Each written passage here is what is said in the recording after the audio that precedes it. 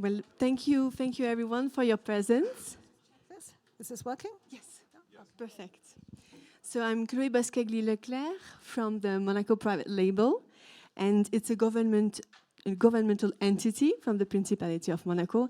And I'm very happy to be here today with Patricia Osborne, a Monegasque expert, who is going to discuss with us Monaco and the shipping industry. So Patricia, could you please briefly introduce yourself? Yes. First of all, thank you, Chloe, for inviting me today to speak.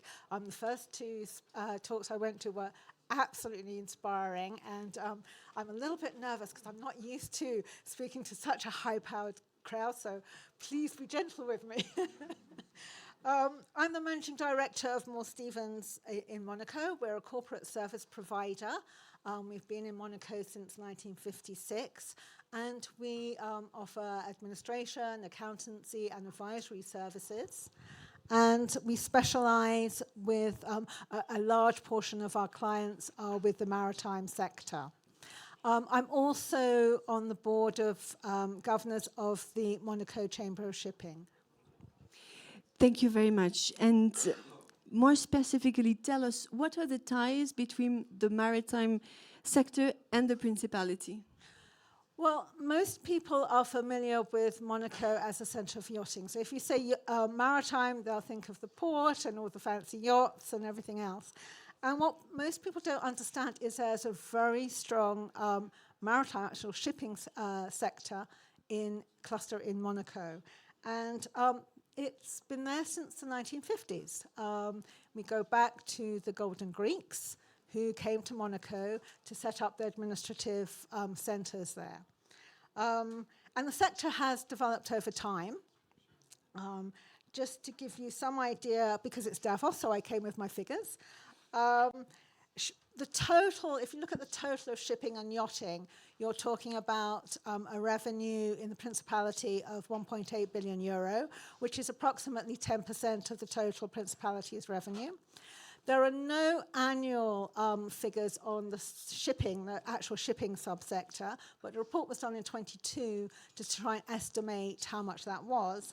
And they came up with a figure of 500, just short of 570 million, or 3% of the total revenue of the Principality. So it's an important sector. If you take maritime and yachting together, you're talking about 5% of jobs in the private sector. So it's an important sector for Monaco. And you mentioned, of course, that it's an important sector and that it grew over time. So what makes Monaco now an attractive hub for maritime business? Okay. Well, shipping, as you all know, shipping is an international business.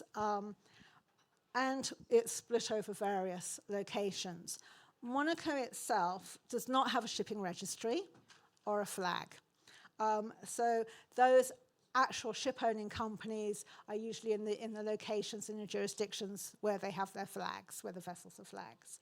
The Monaco entities are basically administrative entities and serving the functions generally of administration, crewing, chartering, brokering, insurance, accounting, legal. There's strong legal representation there, and it's a very close community. And Monaco usually sits alongside other jurisdictions within the structure, being London, Piraeus, Genoa, Singapore, for example.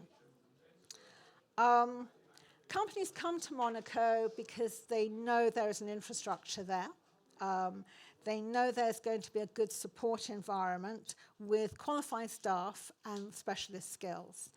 And importantly, I would say that Monaco provides an excellent place for the top personnel in shipping.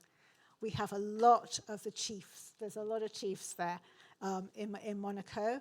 And because of Monaco as its environment. And one of the things I wanted to bring out, and I heard Sandy say earlier, is community. There is a very strong shipping community in Monaco, and it's one of the things that really that I have enthusiasm for, and I love being part of that community. We have not just the Chamber of Shipping, but there's a social club, the Propeller Club, with well over 100 members. And Chloe, you must come. We run a summer shipping event. We all be there. Yes, we run a summer shipping event where you get everybody from the shipping community there. We hold it at the Monaco Country Club every June, and you must come along because everybody's there. We're all one big family. And I think that's really important when you're going into a sector, is to know that you're part of a community. Thank you very much. It's true that we are lucky enough in the Principality, and I know there are residents in the room, to share this view. We are a tight community. We're really all together, very different, 140 nationalities, but really linked together through values, notably, and sustainability is an important one.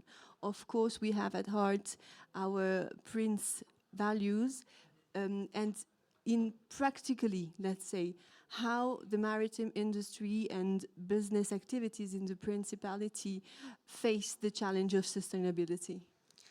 Well, if I talk about the Chamber of Shipping, for example, we've got about 50 corporate members.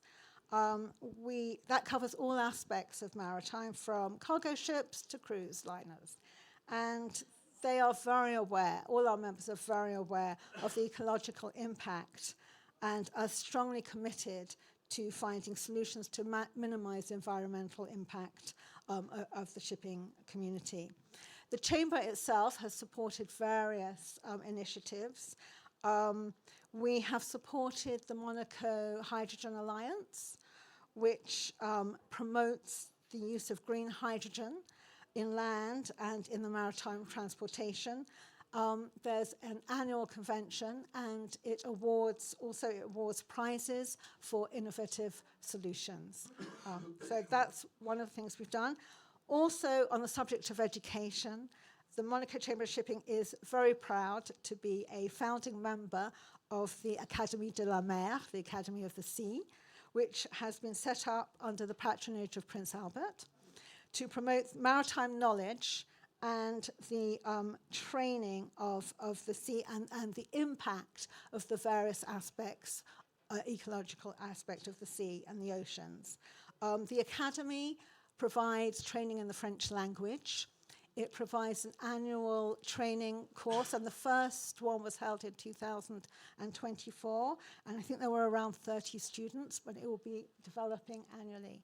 So that's a very exciting development as well. The Chamber is also part of the International Chamber of Shipping, which provides its members with various tools and education on how to apply environmental and supports best practices in shipping.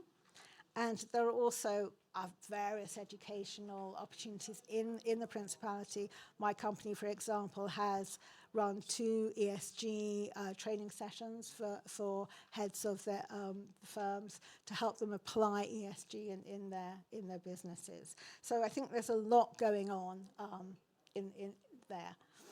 And there's also, and this will be our last question, my last question, how Monaco can be seen as a hub for innovation.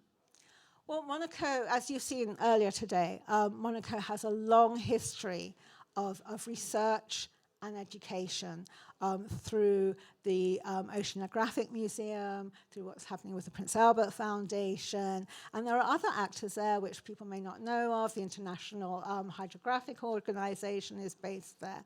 So I think with that and what's happening with the Academy of the Sea and the Monaco Hydrogen Alliance, I think Monaco is really positioning itself in terms of education and research. I think that's really where it is going to be. But I would also say community as well. Going back to Sandy, yeah, we have this wonderful community where everybody will come together and push for these things. So thank you very much. Thank you for your expertise and your insight, Patricia. Thank you. Thank you, everybody.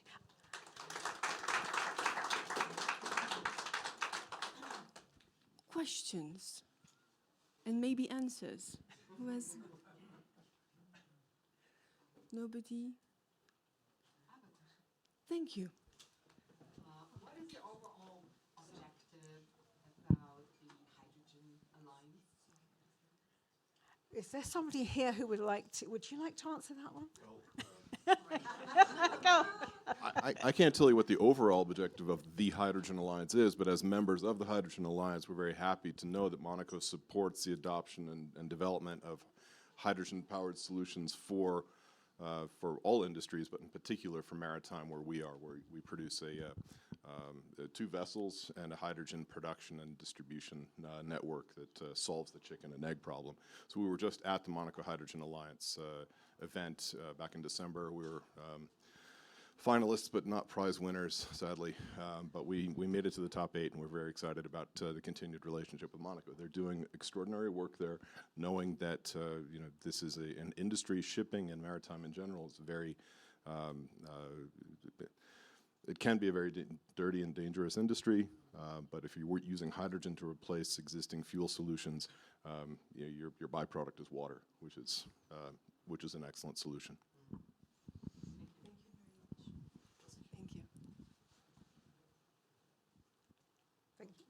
Thank you, everybody. Thank you. Thank you.